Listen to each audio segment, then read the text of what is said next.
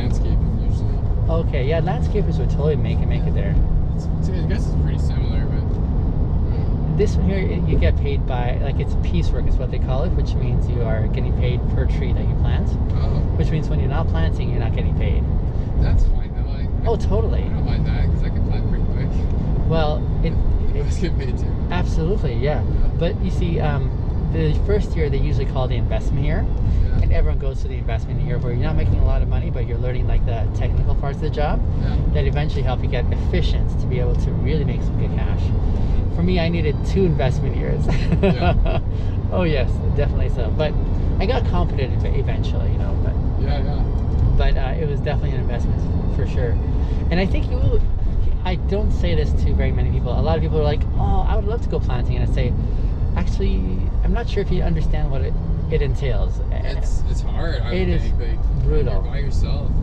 It's so repetitive. Well, I guess you've got a team out there, but yeah, like you can be by yourself, or you might be in a buddy system, but there's always safety for sure. Like in relation to bears and just being out in the elements by yourself. No, but you're totally right. It is brutal. It's like one of the hardest jobs, they say, in that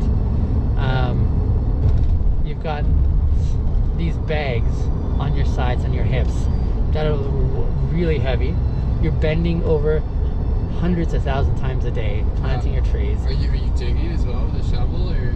You've got a shovel, a specialized shovel. It's just a narrow shovel, and with your shovel, you're jabbing it into the ground to find really good medium. The mills that are hiring you have different specs from mill to mill and contract to contract and different specifications of what kind of medium that they want you to plant the tree in, what kind of area, what kind of spacing. So you got to like know a lot of these technical parts because they come and check their trees. They come and check to make sure the quality is there. If you're planting in fast trees but your quality is not there, you're not getting paid for those trees. You have to go and do the replant is what they call that, and it's just the most demoralizing thing ever. To go back and pull each tree up and know you're not making money at all while you're doing this.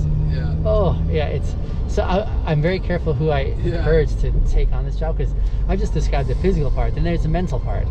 The mental part, you gotta keep doing it again and again and again. You gotta keep doing it again. You gotta keep motivated. You gotta keep pushing yourself. Absolutely.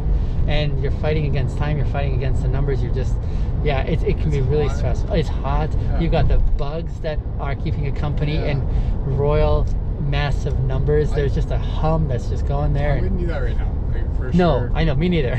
But like there was like a time when I did the landscaping, I probably would have done that. Yeah, I would say it's a specific season in someone's life when it's like prime time. And it definitely was there. I think you would have definitely made it. I played like played high level hockey, like so after grade 12, that's sort of when I had like one of the harder seasons in landscaping. I was also in like peak shape too, and I was doing, my crew would do all the heavy lifting stuff for the whole company. Sure enough. And they just kind of put a bunch of like strong dudes together, and so we were doing just tons and tons of barrels of it could be rocks, it could be sand, it could be dirt, but there was a lot of houses that had hills. This is in Vancouver too. Oh, okay. So it's not, I grew up in Manhattan. So okay. I got very good at just carrying it's just like a garbage bin basically full of dirt. You got to put it on your shoulder. And so we just try to see how much we could take, kind of competing among ourselves. Yeah, for sure. So it was sort of nice, I guess, to have some other people next to me pushing hard.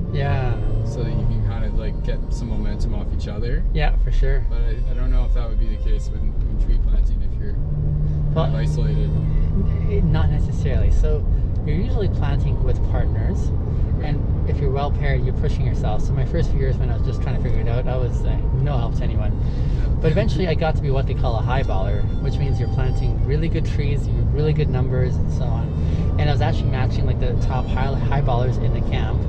And that's when it gets a lot of fun, because you head out together. You start at the same time. You just go out there and you try to plant each other out, is what we call it. Planting each other out is where you finish all your trees, like we take as equally as we can, and whoever finishes their stash first kind of wins that round, kind of thing, and you do it all over again.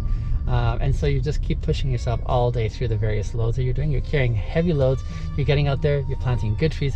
And when you plant with a partner, that means you're planting alongside each other, which means you really have a high level of trust in each other's quality of work. You trust each other, you've got each other's back, knowing that you're both going to take the responsibility if someone's trees are bad. So you don't want to plant bad trees. Yeah. Otherwise, you're planting adjacent to each other. You've got your own piece of land, you flag it, and then you know whose is whose very clearly, and you're still kind of close proximity. Yeah. But it works better when you develop that kind of rapport, trust, and camaraderie, where you are definitely competing against each other, and yet you still have that huge, immense trust and respect for one another kind of thing. It can help for sure. Absolutely. So yeah, we do have that dynamic as well, where it's like, yeah, this is worthwhile. And eventually when you get good at it, it's almost like you're out for a walk, and then you're like, at the end of the day, I mean, you work hard, but it doesn't feel like it. You're like well conditioned, and you're like, that was a nice walk in the woods, you know. I'm a few $100s richer as a result, kind of thing. Did you see any cougars? Not cougars, but bears. Yes. Okay. Definitely tons of bears. No cougars though. I've seen a lot of bears. My dad lives in Whistler now. We see bears almost every day. So I'm bored of bears. I want to see a cougar. So I'm always asking people that are going to these because there are cougars there, right? Yes. I bet some cougars saw you. I'm sure so. Yes. That's the coolest thing, right? I know that that's an eerie thought for some, though, isn't it? Yeah. There's probably like 10 cougars that I've seen. Right? Oh I've man. never seen one of them. That's cool. No.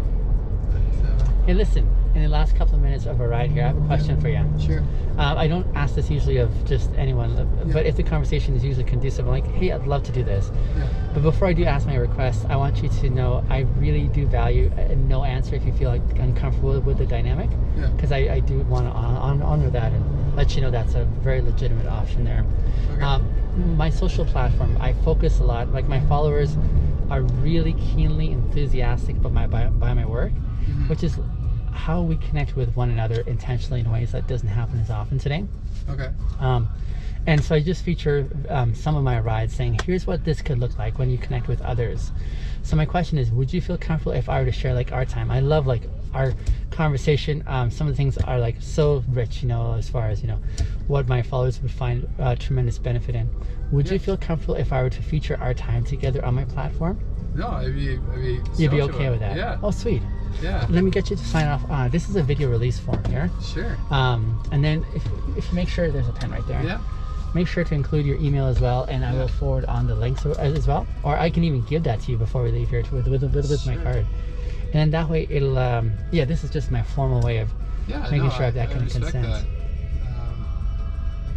It's not everyone's jam, you know, like having the opportunity to be featured to the world in essence. And so that's why consent is really important for me as well too. Yeah.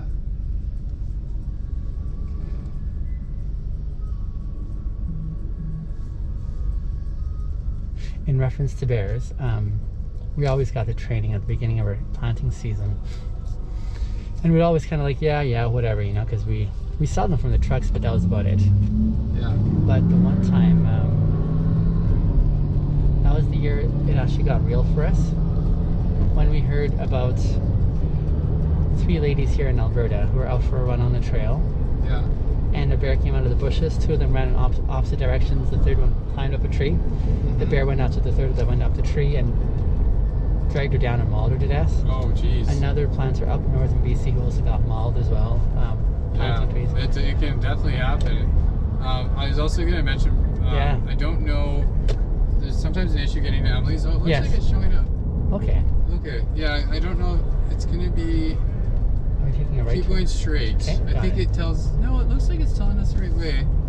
It's going to be like this. It's called... I think it's a Sage Meadows. It's kind of... it's going to be the next right. Awesome. Okay. It's just a new street. So. Gotcha. So not this one, but the following. No, this one. This one right here. Okay, we can take this one. I think this is... This one, it looks like a roundabout. It tells us to go around the other side, I guess. Got it. This will work just as well, eh? Yeah. Oh, cool. And then there's like a left, and then we just come in behind the building to the doors. Awesome. Okay.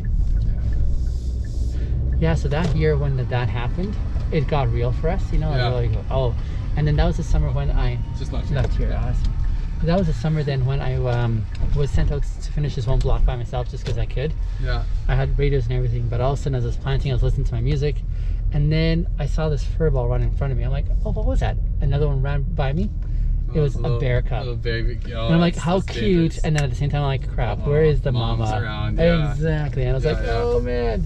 And so I sang the first song that came to my mind. Oh yeah, which was noise.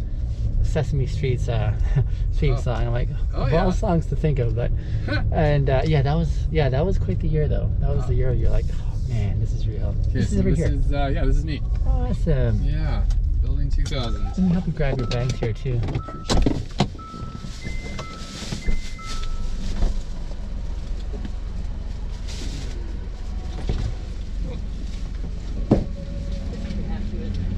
Yes, yes it is. Yeah, you as well. Yeah, I did too. Yeah, absolutely. And yeah, send me an email. I'd be stoked on that. Awesome, man. All right, take care. Have a good round there, eh?